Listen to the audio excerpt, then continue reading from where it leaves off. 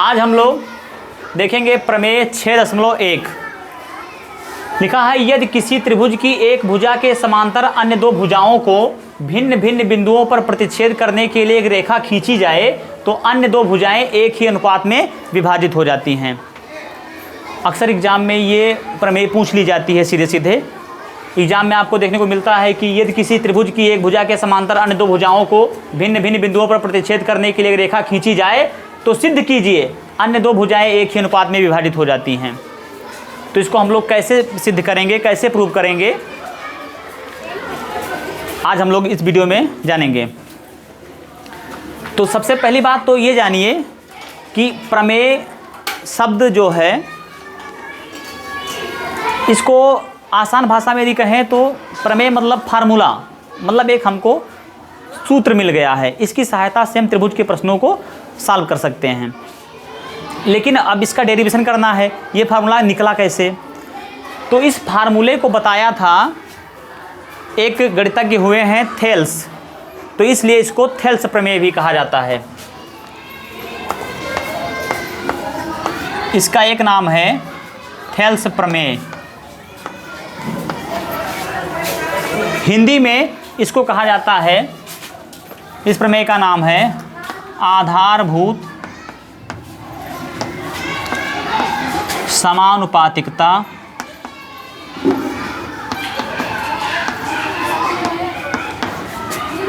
प्रमेय।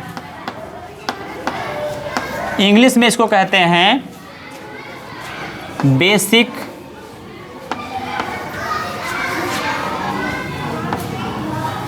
Proportionality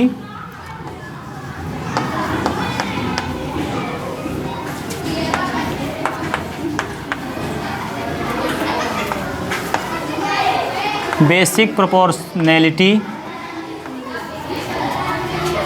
theorem, यहीं पर लिख दे रहे हैं।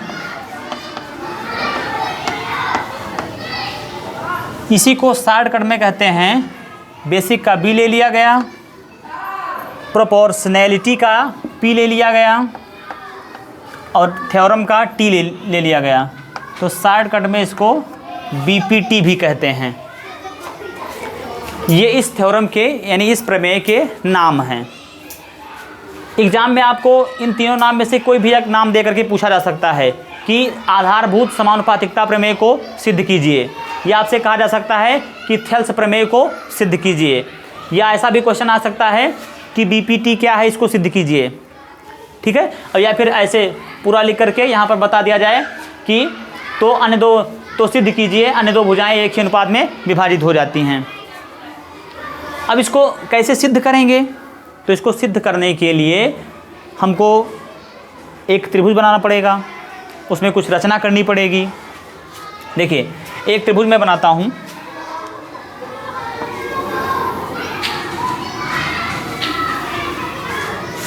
आप चाहें तो इसको सीधा भी बना सकते हैं, लेकिन मैंने थोड़ा सा तिरछा बनाया ताकि समझ में आ जाए अच्छी तरह से। तो आप भी थोड़ा सा तिरछा ही बनाइएगा, ये भुजा जो है थोड़ी सी तिरछी कर दीजिएगा। आप चाहें तो सीधी भी कर सकते हैं, लेकिन इसको थोड़ी सी तिरछी बनाइएगा तो समझ में ज़्यादा आएगा। ये मैंने एक त्रिभुज बना दिया ए बी सी। देखो क्या कह रहा है थ्योरम कि यदि किसी त्रिभुज की एक भुजा के समांतर, एक त्रिभुज मैंने बना दिया त्रिभुज ए बी सी। अब इसमें इस त्रिभुज की किसी एक भुजा के समांतर, चाहे जिस भुजा के समांतर, चाहे इसके चाहे इसके चाहे इसके, चाहे जिस भुजा के समांतर अन्य दो भुजाओं को भिन्न भिन्न बिंदुओं पर प्रतिच्छेद करने के लिए एक रेखा खींची जाए। सपोज दैट मैंने इसको मान लिया, मतलब इस भुजा के समांतर मैं एक रेखा खींच रहा हूं, ये देखिए मैंने खींच दिया, जो कि अन्य दो भुजाओं को भिन्न भिन्न दो बिंदुओं पर प्रतिच्छेद कर रही है। तो यहाँ पर इसका नाम मैंने दे दिया ई और इसका एफ, ठीक। थ्योरम जो क्या कह रहा है, यदि किसी त्रिभुज की एक भुजा के समांतर, एक त्रिभुज बनाया, इसकी इस त्रिभुज में बीसी के समांतर हमने ई एफ खींच दिया, क्यों? समांतर अन्य दो भुजाओं को भिन्न भिन्न बिंदुओं पर प्रतिच्छेद करने के लिए। तो भिन्न इस अन्य, जैसे इस भुजा के समांतर हमने रेखा खींची और फिर अन्य दो भुजाएं कौन है, एक ये है एक ये है। तो इन दो भुजाओं को भिन्न भिन्न बिंदुओं पर प्रतिच्छेद करने के लिए, देखो ये यहाँ पर प्रतिच्छेद कर रही है, ये रेखा यहाँ पर कर रही है, प्रतिच्छेद करने के लिए एक समांतर रेखा खींच दी गई। यहाँ पर नाम दे दिया ई और यफ, इस बिंदु का नाम ई, उस बिंदु का नाम यफ। खींची जाए तो अन्य दो भुजाएं, तो जो ये दो भुजाएं हैं, ये ए बी और ए सी, ये जो दो भुजाएं हैं एक ही अनुपात में विभाजित हो जाती हैं, अर्थात ए ई बटे ई बी बराबर ए एफ बटे एफ सी हो जाता है, इस प्रमेय का कहना है। ठीक, ये फार्मूला है। तो इसको कैसे सिद्ध करेंगे, बता रखा है कि ऐसा होता है, अब आपको बताना है ऐसा कैसे होता है, कैसे आप इसको सिद्ध करेंगे कि हाँ ऐसा ही होता है। ठीक है, तो लिखेंगे इसमें सबसे पहले दिया है, जो दिया है उसको लिख देंगे। दिया है, क्या दिया गया है इसमें कि ए ई बटे त्रिभुज ए बी सी में, त्रिभुज ए बी सी में सबसे पहले तो क्या दिया गया है कि बी सी समांतर ई एफ, यानी बी सी ई एफ के समांतर है, मतलब बी सी और ई एफ क्या है, समांतर हैं। यहीं पर लिख दीजिए बी सी समांतर ई एफ। ध्यान दीजिए ये समांतर का चिन्ह है। त्रिभुज ए बी सी में बी सी समांतर ई एफ, इस त्रिभुज ए बी सी में बी सी जो है वो समांतर है ई एफ के, मतलब ई एफ और बी सी क्या है, समांतर हैं। ये दिया गया है। ठीक, सिद्ध क्या करना है इसमें, आपको सिद्ध करना है, क्या सिद्ध करना है कि अन्य दो भुजाएं एक ही अनुपात में विभाजित हो जाती हैं, अर्थात ए ई बटे ई बी, ए ई बटे ई बी बराबर ए एफ बटे एफ सी, ए एफ बटे एफ सी। ये सिद्ध करना है। ये प्रमेय ये कह रहा है कि ऐसा होता है, दोनों भुजाएं एक ही अनुपात में विभाजित हो जाती हैं। जितना ए ई बटे ई बी का अनुपात होगा उतना ही अनुपात ए एफ बटे एफ सी का होता है। ठीक है, यानी जितना अनुपात ए ई और ई बी का है उतना ही अनुपात ए एफ और एफ सी का होता है। ये बता रखा है इस प्रमेय में। अब इसको आपको प्रूव कर देना है कि किस प्रकार, कैसे है ये कथन सत्य है, ये प्रमेय किस प्रकार से सत्य है, ये आपको इसमें सिद्ध करके दिखाना है। तो सबसे पहले क्या करेंगे, जो दिया है उसको लिख देंगे। क्या दिया गया है, त्रिभुज ए बी सी में बी सी समांतर ई एफ, यानी बी सी जो है वो ई एफ के समांतर है। अच्छा, ये ई एफ कहाँ से आया, तो देखिए लिखा है उसमें ना कि एक भुजा के समांतर, किसी भी एक भुजा के समांतर अन्य दो भुजाओं को भिन्न भिन्न बिंदुओं पर प्रतिच्छेद करने के लिए एक रेखा खींची जाए, तो वो रेखा खींच दी गई है। ठीक, सिद्ध ही आपको यह करना है। अब सिद्ध करने के लिए आपको करना क्या पड़ेगा, रचना करनी पड़ेगी। ठीक, तो रचना यहाँ पर लिख दीजिए, रचना। अब रचना क्या करेंगे इसमें, तो आपको पता चलेगा। तो रचना इसमें ये करेंगे कि इस बी पॉइंट को आप एफ पॉइंट से मिला दीजिए, ऐसे। तो आपने रचना में क्या किया, बी को एफ से मिलाया। तो जो आप करते जाओ रचना में लिखते जाओ। लिख दीजिए बी को एफ से मिलाया। अब इसमें थोड़ी सी जगह छोड़ के रखिएगा, नीचे लिखेंगे और फिर बाद में जो रचना करते जाएंगे वो हम इसमें बाद में लिखते जाएंगे। अभी तो हमने इतनी रचना की है ना, आगे जैसे जैसे रचना करते जाएंगे लिखते जाएंगे। अब देखिए सिद्ध, अब हम लोग इसको सिद्ध करेंगे कि ये कैसे सत्य है। तो ध्यान दीजिए, यहाँ पर अगर मैं कुछ ऐसा करूँ, इस त्रिभुज में मैं कुछ ऐसा करूँ कि मुझे ए ई बटे ई बी मिल जाए, तो ए ई बटे ई बी कैसे मिलेगा। इसके लिए यदि मैं इस त्रिभुज का क्षेत्रफल और इस त्रिभुज का क्षेत्रफल इनकी तुलना कर दूं, अर्थात इनको एक अनुपात में लिख दूं तो हमको AE बटे EB मिल जाएगा। तो ध्यान दीजिए, इस त्रिभुज में यानी त्रिभुज AEF, यहाँ पर जो दो त्रिभुज बनने लगे ना, जो हमने रचना कर दी BF, इसकी वजह से दो त्रिभुज बनने लगे। अभी तक क्या था, एक ही त्रिभुज था। अब जो हमने यहाँ पर रचना की तो यहाँ पर कितने त्रिभुज बनने लगे, AEF बनने लगा और EFB बनने लगा। ठीक, तो यहाँ पर लिखेंगे कि एरिया ऑफ ट्रायंगल AEF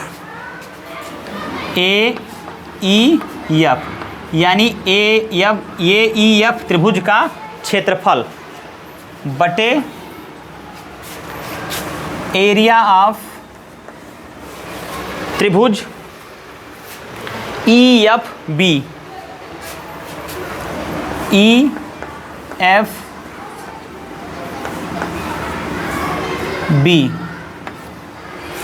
ठीक, बराबर। अब ध्यान दीजिए, त्रिभुज का क्षेत्रफल क्या होता है, त्रिभुज के क्षेत्रफल का फार्मूला क्या होता है, 1/2 गुणे आधार गुणे ऊंचाई। तो यहाँ पर हम लिख देंगे 1/2 गुणे त्रिभुज AEF में आधार क्या है, तो आप इसमें आधार चाहे इसको मान लो, चाहे इसको मान लो, चाहे इसको मान लो, किसी को भी आधार मान लेंगे। यदि आप इसको आधार मानेंगे तो आपकी ऊंचाई ये हो जाएगी, अगर आप इसको मानेंगे तो ऊंचाई ये हो जाएगी, अगर आप इसको मानेंगे तो फिर ऊंचाई क्या हो जाएगी, यहाँ से ये हो जाएगी। इसको आधार मानेंगे तो ऊंचाई ये हो जाएगी, इसको आधार मानेंगे ऊंचाई ये हो जाएगी, इसको आधार मानेंगे तो ऊंचाई क्या हो जाएगी, ये हो जाएगी। ठीक, तो हम मानेंगे किसको आधार, हम मानेंगे आधार AE को, क्योंकि जब ये AE को आधार मानेंगे तभी हमको यहाँ पर AE बटे EB मिल पाएगा। ठीक, और वही हमको चाहिए, तो इसलिए हम आधार मान लेते हैं AE को। इस त्रिभुज में, त्रिभुज AEF में हम आधार मान लेते हैं AE को। अब देखिए, अगर हमने आधार इसको मान लिया तो ऊंचाई क्या हो जाएगी, ऊंचाई ध्यान दीजिए यहाँ पर ये हो जाएगी, यहाँ से सीधी रेखा जो इस बिंदु से सीधी रेखा यहाँ पर जाएगी, एक सेकेंड, चूँकि हमने यहाँ पर देखिए लाइन थोड़ी सी कम तिरछी बनाया था ना यहाँ पर, इसलिए दिक्कत आ रही है। आप जब बनाइएगा थोड़ा सा त्रिभुज को, इस लाइन को थोड़ा सा और ऐसे, इस लाइन को थोड़ा सा नीचे से डाउन कर दीजिएगा, इस लाइन को और थोड़ा सा नीचे डाउन कर दीजिएगा, तो ये स्पष्ट रहेगा समझने में। अभी बिल्कुल सीधी बनाए होते तो पहले से 90 डिग्री तो हम उसी को मान लेते ऊंचाई। देखो, तो ये हो जाएगी, यहाँ से एक इस पर हमें लंब डालना है जो कि बिल्कुल सीधी रेखा हो, यहाँ से ले करके, और ये कहाँ पड़ेगी, तकरीबन ये पड़ जाएगी यहाँ पर। ठीक, देखिए, यदि आप इस त्रिभुज को ऐसे यहाँ से यहीं पर ऐसे उठा लीजिए और ऐसे ज़मीन पर रखेंगे तो आप क्या पाएंगे कि ये त्रिभुज कुछ ऐसा दिखेगा आपको, यहाँ से और ऐसा रहेगा। ये इस खंड को आप उतारे के ऐसे जब ये वाला पार्ट ज़मीन पर लगा देंगे, क्योंकि आधार हमने इसको माना है ना, तो कुछ ऐसा दिखेगा ना। देखो, ये वाली जो भुजा है, ये वाली, ये थोड़ी सी बाहर जा रही है, तो ये वाली भुजा बाहर रहेगी। और ऊंचाई क्या होती है, ऊंचाई त्रिभुज में वो होती है जो कि बिल्कुल सीधी रेखा होती है। ये इसकी ऊंचाई है, ये तो ऊंचाई है नहीं, ये तो तिर्यक ऊंचाई है। शंकु में आपने पढ़ा है ना तिर्यक ऊंचाई। तो हमको चाहिए क्या, हमको त्रिभुज की ऊंचाई चाहिए, उसकी तिर्यक ऊंचाई नहीं चाहिए। तो ऊंचाई कौन सी हो जाएगी, ये जो कि 90 डिग्री का कोण बनाएगी। जो रेखा 90 डिग्री का कोण बनाती है वही तो होती है ऊंचाई, सीधी सीधी त्रिभुज में। तो देखो यहाँ पर ये देखो बना रही कि नहीं बना रही, बिल्कुल 90 डिग्री का। तो ये हो गई इसकी ऊंचाई। ये रेखा थोड़ी सी तिरछी है, ठीक, तो इसलिए ये तो हो नहीं सकती है। अब देखिए, इस पॉइंट को आप यहाँ पर AF है ही, यहाँ पर इसको नाम आप दे दीजिए D नाम दे दीजिए, हमने D नाम दे दिया यहाँ पर। ठीक, अब देखिए क्या हो जाएगा ये। तो आपने रचना क्या की इसमें, और आपने रचना ये की कि आपने FD जो है इसको लंब डाला है AE पर। ठीक, तो लिख दीजिए यहाँ पर रचना में कि एफ डी को लंब डाला किस पर, ए ई पर, ए ई पर। एफ डी को लंब डाला ए ई पर, खींचा।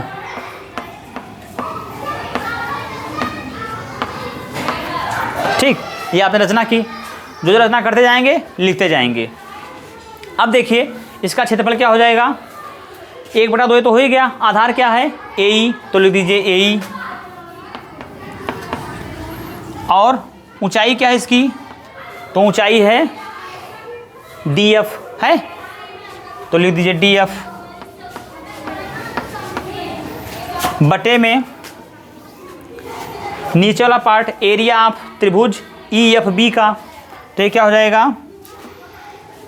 त्रिभुज का फार्मूला वही होता है त्रिभुज का क्षेत्रफल ज्ञात करने का, 1/2 गुणे आधार गुणे ऊंचाई, तो ये हो जाएगा 1/2 गुणे आधार कितना है इसका, ई एफ बी का, तो ई बी इसमें आधार मान लीजिए, ई बी भुजा को इसमें आधार मान लीजिए, तो ये आधार हो गया ई बी, लिख दीजिए। इसके बाद में ऊंचाई क्या हो जाएगी, तो ऊंचाई हो जाएगी डी एफ। देखो बिल्कुल यहाँ से जो ऊपर मिल रही केंद्र पर रेखा यही है, क्यों, इस जब आप इस त्रिभुज को खोलेंगे, इसको यहाँ से निकालेंगे और इसको यहाँ पर आधार इसका ज़मीन पर लगाएंगे, तो ये कुछ आपको ऐसा दिखेगा।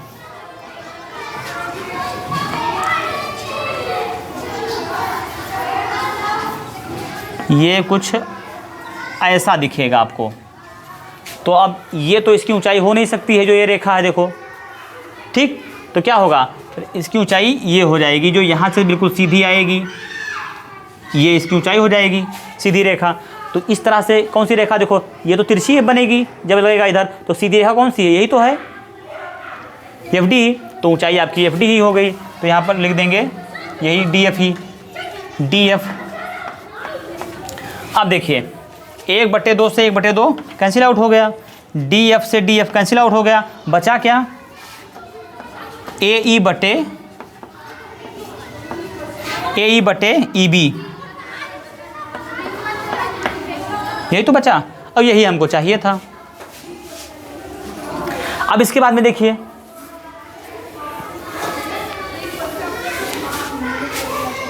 अब इसको तो मिटाना पड़ेगा ऊपर थोड़ा सा, यहाँ से मिटा रहे हैं।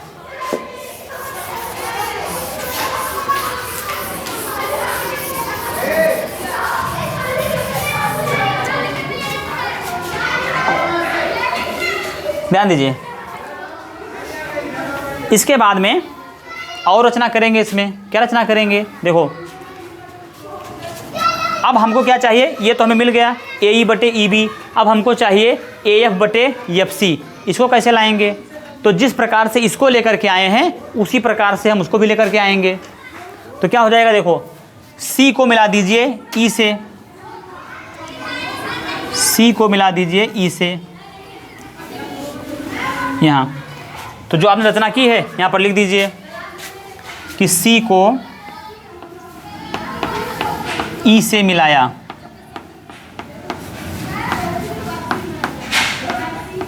ठीक। अब सी को ई से मिलाया तो हमें इधर भी 2 त्रिभुज दिखने लगे। कौन कौन सा, पहला त्रिभुज तो ये है यानी एफ ई ये, यानी ये ऐसे भी कह सकते हैं कि ए एफ ई, और दूसरा कौन सा बन जाएगा एफ ई सी, ठीक। तो जब इधर वाली की ऐसे तुलना कर लेंगे तो आपको ए एफ बटे एफ सी मिल जाएगा। तो यहाँ पर लिखेंगे कि एरिया ऑफ ट्रायंगल किसका, देखो इधर ए एफ ई का, डी का नहीं, डी तो हमने इधर लंब डाला है।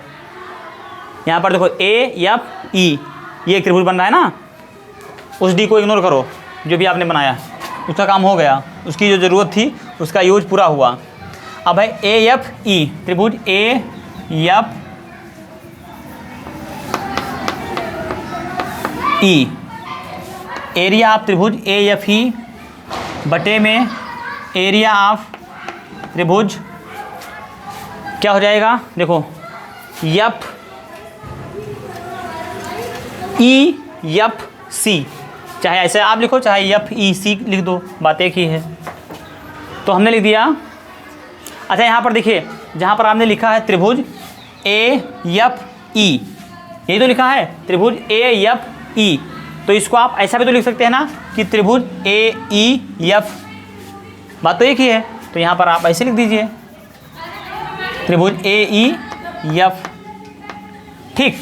बटे में यहाँ पर आप क्या लिख सकते हैं, त्रिभुज FEC, या चाहे CEF लिखो चाहे EFC लिखो, बात एक ही है। तो हमने दिया त्रिभुज FEC या CEF लिख दो, त्रिभुज CEF, इसका क्षेत्रफल, ठीक, बराबर कितना हो जाएगा, 1/2 गुणे आधार कितना है इसमें, त्रिभुज AEF में, तो आधार हम है AF, तो AF लिख दीजिए। इसके बाद में ऊंचाई कितनी हो जाएगी, तो ध्यान दीजिए, अब ये जब इस त्रिभुज का आधार ये हो गया, इस लंब को इग्नोर कीजिएगा, इसकी ज़रूरत ख़त्म है, इसकी ज़रूरत पहले वाले में थी, पूरी हुई। अब क्या है देखो, AEF में ऊंचाई क्या है, हमने इसको माना है ना, हमने आधार इसको माना है, तो ऊंचाई क्या हो जाएगी, ऊंचाई हो जाएगी जो यहाँ से सीधी रेखा यहाँ पर मिलेगी, वही तो हो जाएगी जो 90 डिग्री कोण बनाएगी, आधार से जो यहाँ पर आएगी रेखा, वही तो ऊंचाई होगी। यानी इसको जब आप पलटेंगे इधर ऐसे ऐसे खोलेंगे इसको इधर ऐसे, तो ये कैसा बनेगा, ये आपको कुछ ऐसा दिखेगा कि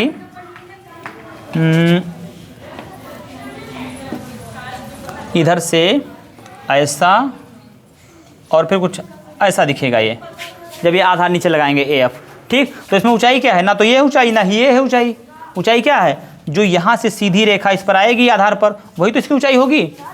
तो आप यहाँ से E से यहाँ पर एक रेखा खींच दीजिए सीधी, और इस रेखा का नाम यहाँ पर कुछ दे दिया, या चलो हमने H नाम दे दिया, ठीक, इस बिंदु का।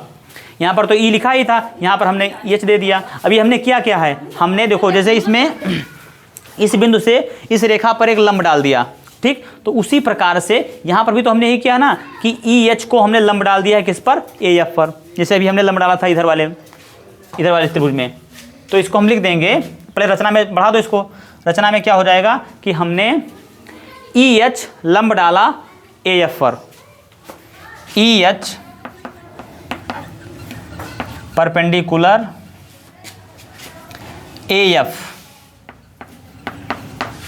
खींचा,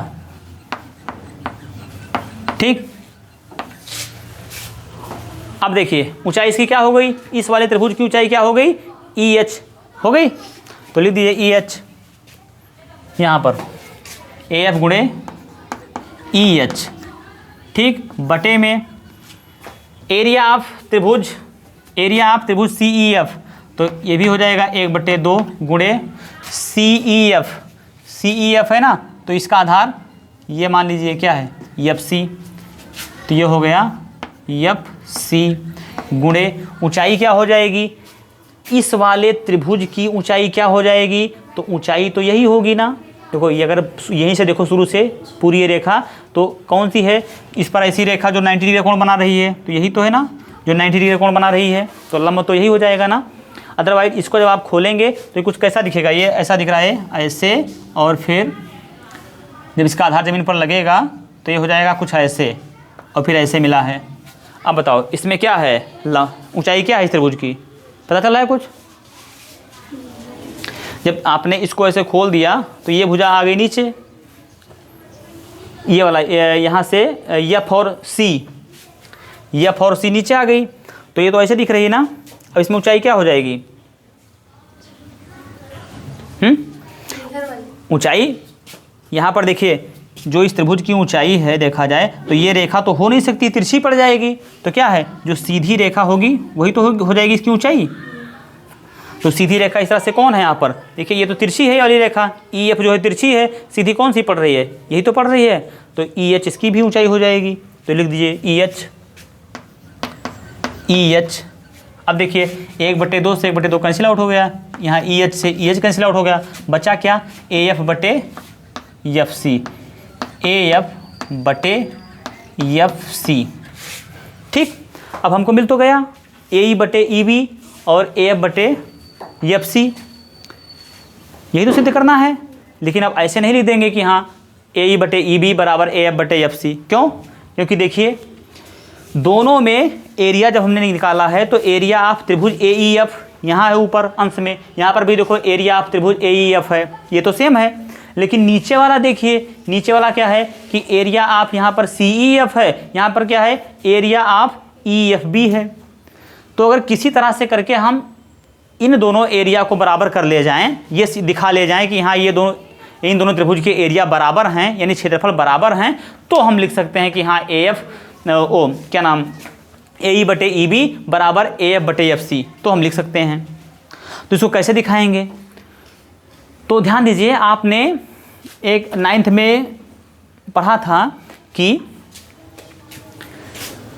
एक ही आधार पर, क्या पढ़ा था? एक ही आधार पर एक ही समांतर रेखा के बीच बनने वाले त्रिभुजों का क्षेत्रफल बराबर होता है। अब देखिए यहाँ पर जो है ये इसकी आधार भुजा होगी, एक त्रिभुज तो ये बन रहा है इस प्रकार से, एक कहाँ से बन रहा है ऐसे, ये बन रहा है, यानी एक त्रिभुज बन रहा है ई एफ सी और एक बन रहा है बी ई एफ या बी एफ ई कह दीजिए, बन रहा है कि नहीं बन रहा है? तो उसके उस नियम के अकॉर्डिंग क्या हो जाएगा, इन दोनों त्रिभुजों के क्षेत्रफल बराबर हो जाएंगे। तो यहाँ पर आपसे यही तो है, तो सी ई एफ, तो क्या है सी ई एफ, राइट, एक तो ये त्रिभुज हो गया, और दूसरा त्रिभुज यहाँ पर नीचे क्या है, इसमें है ई एफ बी, तो ई एफ बी कहाँ है ई एफ बी यानी कि ए वाला त्रिभुज। ठीक, अब ये दोनों देखो, ये और ये समांतर रेखा है, इन्हीं के बीच में तो बन रहे हैं कि नहीं बन रहे हैं, और आधार भी इनका सेम है, एक ही है। तो एक ही आधार पर एक ही समांतर रेखा के बीच बनने वाले त्रिभुजों का क्षेत्रफल बराबर होता है, इसीलिए इसका क्षेत्रफल इसके क्षेत्रफल के बराबर होगा। तो हम लिख सकते हैं कि हाँ A E upon E B is equal to A F upon F C. ठीक, रचना में और क्या किया गया है, ई एच लंब डाला गया है ए एफ पर, इसके बाद में तो कुछ और किया नहीं गया है, तो रचना में और कुछ नहीं लिखेंगे। अब इसको मिटा दे रहे हैं, इसको आपने कापी पर नोट कर ही लिया होगा। अब हम लिखेंगे आगे कि हम जानते हैं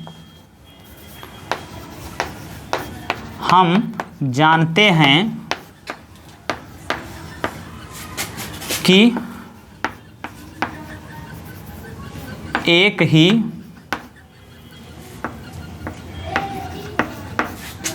आधार एवं समांतर रेखा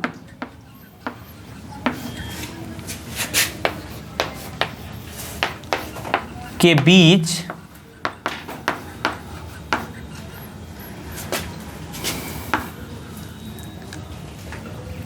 बनने वाले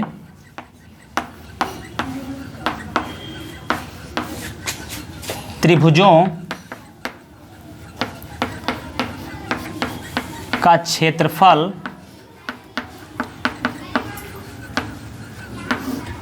बराबर होता है,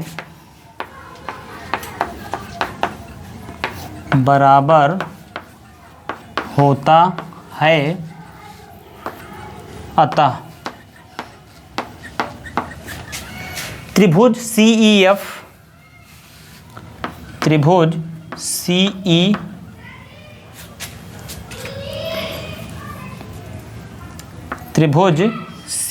एफ, एरिया ऑफ त्रिभुज C E F, area of त्रिभुज सी ई एफ बराबर एरिया ऑफ त्रिभुज E F B, E F B. इसलिए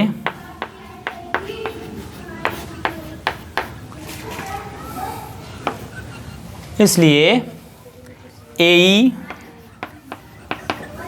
बटे ई बी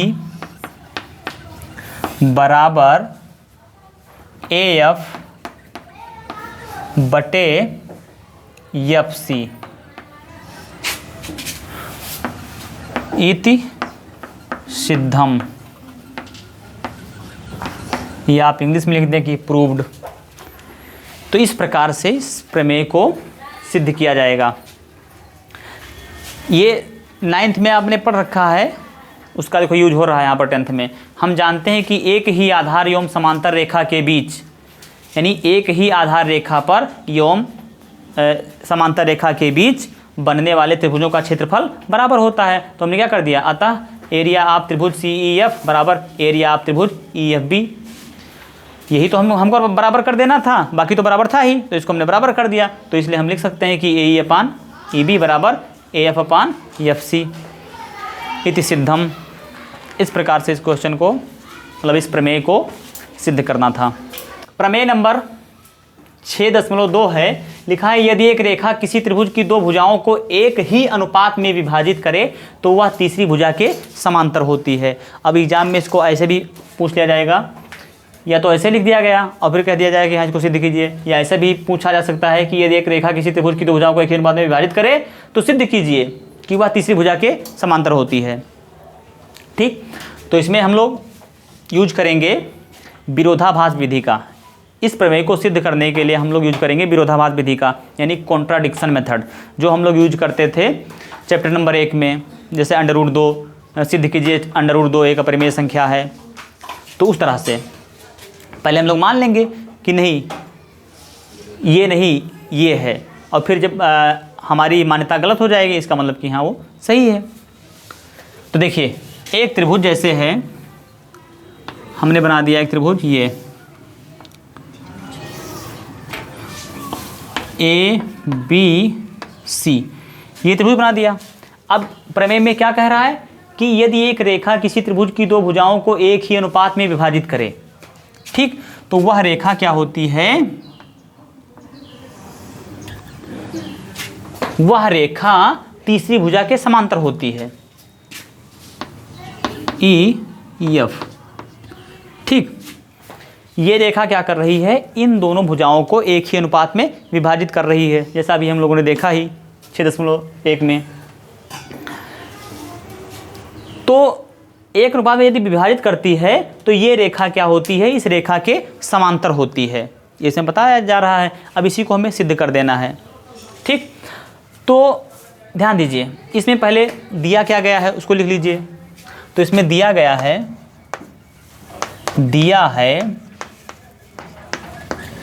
क्या दिया गया है कि यदि एक ही रेखा किसी त्रिभुज की दो भुजाओं को एक ही अनुपात में विभाजित करे, अर्थात AE बटे EB, तो AE बटे EB बराबर AF बटे FC, AF बटे FC, ये दिया गया है। ठीक, कि एक ही अनुपात में विभाजित करे, कोई भी एक रेखा किसी त्रिभुज में दो भुजाओं को एक ही अनुपात में विभाजित करे, मतलब एक ही अनुपात में विभाजित कर रही है। तो क्या दिया गया है कि AE बटे EB बराबर AF बटे FC, AE बटे EB AF बटे FC, राइट, ये बराबर है। तो ये दिया गया है। अब सिद्ध क्या करना है, सिद्ध करना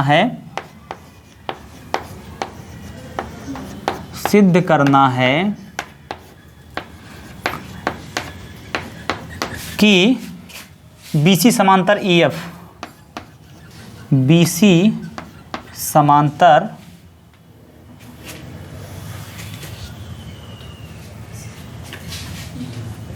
समांतर EF, ठीक, ये हमको सिद्ध करना है। तो इसमें रचना कर दीजिए। रचना क्या करनी पड़ेगी, रचना यह करनी पड़ेगी, विरोधाभास विधि इसमें हम लगाएंगे। तो देखिए इसमें बताया गया है ना कि EF जो है ये इसके समांतर है। हम नहीं मानते कि EF समांतर है, हमने मान लिया कि EF नहीं समांतर होगी इस रेखा के BC के, कोई और रेखा समांतर होगी जो कि यहाँ से लेकर के पता नहीं यहाँ मिले या यहाँ मिले या यहाँ मिले, मतलब इस रेखा पर चाहे जहाँ मिला दीजिए। सपोज दैट मैंने इसको यहाँ से यहाँ मिला दिया और इस बिंदु का नाम मैंने दे दिया H। मैंने ये मान लिया कि रचना में इसको लिख दीजिए, रचना में लिख दीजिए कि ई को एच से मिलाया। ठीक, सिद्ध करेंगे इसको। माना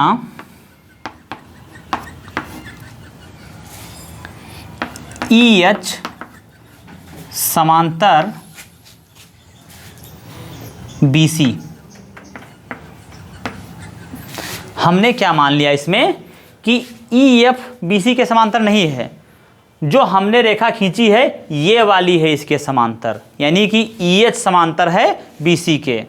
ये हमने मान लिया। हम जानते हैं कि वही सही है, हम जानते हैं कि वही सही है, लेकिन हमको इसको प्रूव करके दिखाना है ना, तो कॉन्ट्राडिक्शन मेथड का यूज करेंगे। यानी कि हम कुछ मान लेंगे, ठीक, कि ये नहीं ये सही है, और बाद में अपनी ही मान्यता को गलत करके दिखा देंगे कि नहीं नहीं हमने तो गलत मान लिया था, ये हो ही नहीं सकता है, ये संभव ही नहीं है। तो इसका मतलब कि अगर ये संभव नहीं है तो जो था वही हो जाएगा। जैसे हमने यहाँ पर इस रेखा पर एक बिंदु यहाँ पर एच मान लिया। अब आप चाहे जहाँ मान सकते हैं, इस पर एच यहाँ मानो चाहे वहाँ मानो, मतलब इस बिंदु को छोड़ कर बाकी चाहे जहाँ मानिए, ठीक, तो आएगा नहीं वो समांतर आएगा नहीं बीसी के। ठीक है, ये हम जानते हैं, लेकिन हमने मान लिया है क्योंकि हमको सिद्ध करके इसको दिखाना है, तो कॉन्ट्राडिक्शन मेथड का यूज कर रहे हैं। तो हमने मान लिया कि माना ई एच समांतर बी सी, ये हम मान रहे हैं कि ई एफ समांतर नहीं है बी सी के। समांतर कौन सी रेखा है? ई एच समांतर है बी सी के। ठीक, तो अगर ई एच समांतर है बी सी के, तो अगर ई एच समांतर होगा बी सी के, तो जाहिर सी बात है ये क्या हो जाएगा, ए ई बटे ई बी, ए ई बटे ई बी बराबर हो जाएगा किसके? ए एच बटे एच सी के, ए एच बटे एच सी के। किस नियम के अनुसार? बीपीटी से, बीपीटी से। बीपीटी क्या है? अभी आपने 6.1 में देखा ही कि यदि कोई भी रेखा समांतर होती है किसी भुजा के किसी त्रिभुज में, तो उसमें अन्य दो भुजाएं एक ही अनुपात में होती हैं, अर्थात ए ई बटे ई बी होता था, अभी उसमें देखा था, फिर ए एफ बटे एफ सी। तो हम मान लें कि हमने इसमें क्या माना कि ये एफ वाली जो ई एफ जो है ये समांतर नहीं है। समांतर कौन सी है? ये वाली है। तब क्या हो जाएगा? ए ई बटे ई बी और ए एच बटे एच सी, थेल्स प्रमेय के अनुसार यानी बीपीटी के अनुसार। ठीक, बेसिक प्रोपोर्शनैलिटी थ्योरम के अनुसार। ठीक, आधारभूत समानुपातिकता प्रमेय के अनुसार क्या हो जाएगा? ए ई बटे ई बी बराबर ए एच बटे एच सी। जबकि दिया क्या गया है ये, जबकि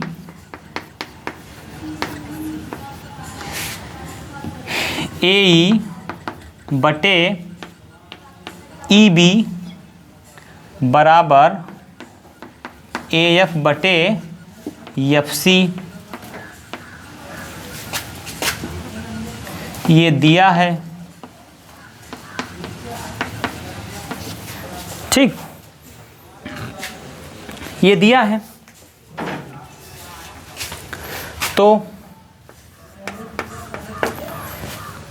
ध्यान दीजिए, ए ई बटे ई बी के बराबर है ए एच बटे एच सी, राइट।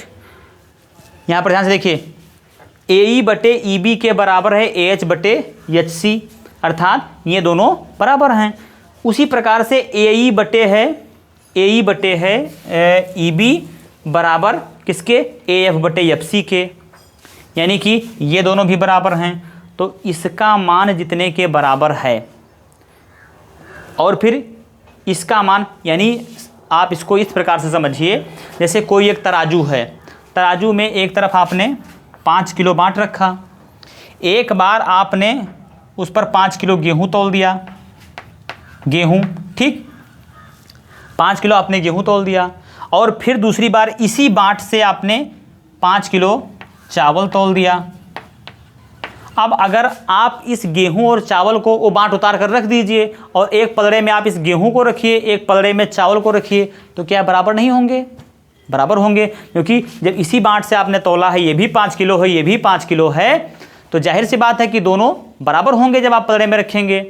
एक पलड़े में गेहूँ, एक पलड़े में चावल। तो उसी प्रकार से जब हमने समझ लीजिए कि ए ई बटे ई बी नाम का एक बाँट ले लिया, इसके बराबर हमने तौला, तो इसके ठीक बराबर ये है, ठीक। और फिर हमने उसी बाँट से इसको तौला, तो इसके बराबर ये है। तो जाहिर सी बात क्या है कि इसके बराबर ये होगा। अगर एक पलड़े में इसको रखें, एक पलड़े में इसको रखें, तो ये दोनों बराबर होंगे। तो हम लिख सकते हैं कि ए एच बटे एच सी बराबर होगा किसके, ए एफ बटे एफ सी के, ए एफ बटे एफ सी के। अब आप चले आइए अपने फिगर में, जो यहाँ पर आपने चित्र बनाया है, इसको देखिए ज़रा ध्यान से कि क्या इसमें ये बराबर है। देखिए सबसे पहली बात क्या लिखा है, ए एच बटे एच सी, ए एच बटे एच सी। तो ए एच बटे एच सी कहाँ है, देखो यहाँ पर ए एच यहाँ पर है, और एच मतलब ए से एच की दूरी यहाँ तक है, और एच से सी की दूरी यहाँ से यहाँ तक है। तो इसका अनुपात जो है मतलब इतने बटे में इतना, और फिर यहाँ से लेकर के यहाँ देखो क्या लिखा है, ए एफ बटे एफ सी। तो ए एफ क्या लिखा है, देखो यहाँ पर ए एफ यहाँ लिखा। सबसे पहले देखिए ए एच बटे एच सी, तो ए एच की दूरी माना कि मैंने मान लिया यहाँ पर ये है, यहाँ से यहाँ तक जो ये है 3 सेंटीमीटर, चलो मैंने मान लिया, ठीक। और एच सी की दूरी जो है यहाँ से यहाँ तक की जो दूरी है, इसको मैंने मान लिया कि चलो 4 सेंटीमीटर है, ठीक। अब देखिए बराबर इसके अकॉर्डिंग क्या आ रहा है कि ए एफ बटे एफ सी, यानी कि ए एफ बटे एफ सी, यानी कि जितना ए एच है उतना ही ए एफ है। क्या है, देखो ए से एच की दूरी अगर 3 सेंटीमीटर है, तो एच से एफ बिंदु की दूरी तो यहाँ से इतनी ज़्यादा है ना, तो ज़्यादा है तो जाहिर सी बात है 1 सेंटीमीटर और होगी, या ना 1 सेंटीमीटर तो कुछ ना कुछ तो ज़्यादा होगी ही। ये तो हमने मान लिया है कि यहाँ पर एक समझाने के लिए, कहने का मतलब ए एच के बराबर ही क्या ए एफ है, ए एफ की दूरी। इस त्रिभुज में आप ध्यान से देखिए, क्या ए एच के बराबर ए एफ की दूरी है, नहीं है। ए एच से ए एफ की दूरी ज़्यादा है, ठीक। और इसी प्रकार से आप देखिए क्या एच सी के बराबर एफ सी है, एच से सी की जितनी दूरी है उतनी ही दूरी क्या एफ से सी की है, नहीं, बराबर है। तो यहाँ पर हम लिख देंगे परंतु यह असंभव है।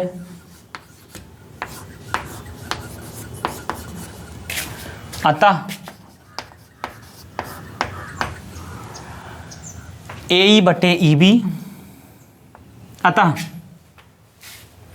बी सी समांतर ई एफ, यही हमको सिद्ध करना था। बी सी समांतर ई एफ प्रूव्ड, ठीक। जब ये असंभव है कि ये कभी हो ही नहीं सकता, यानी कि अगर